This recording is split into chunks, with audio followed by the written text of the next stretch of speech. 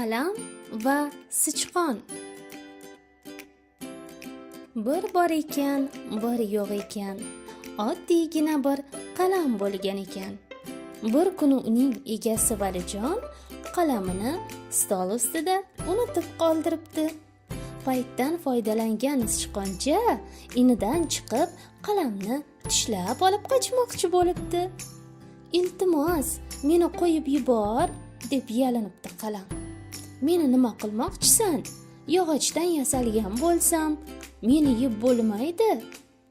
Tishlarim g'ichirlayapti, qichishyapti. Shuning uchun seni g'ajimoqchiman", debdi sichqoncha va qalamni qattiq tishlab olibdi.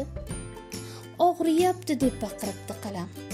"Men chizishni juda yaxshi ko'raman. Maylimi, so'nggi bor rasm chizsam", debdi qalam. Sichqon rozi bo'libdi.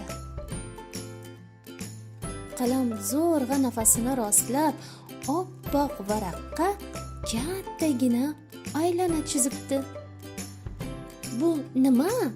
Pishloqmi?" deb so'rabdi sichqoncha.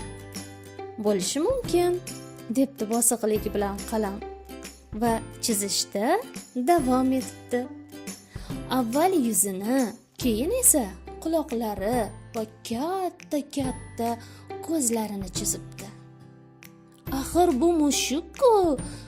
Yo'q bo'ldi, chizma, iltimos", deb sichqon yugurgancha iniga qochib ketibdi. "Ha, bu haqiqiy mushuk", deb baqiribdi qalam. Shundan buyon sichqoncha inidan tashqariga chiqmaydigan bo'libdi. Valijonning qalami esa hali sog' omon, faqat ozgina kichraygan xolos.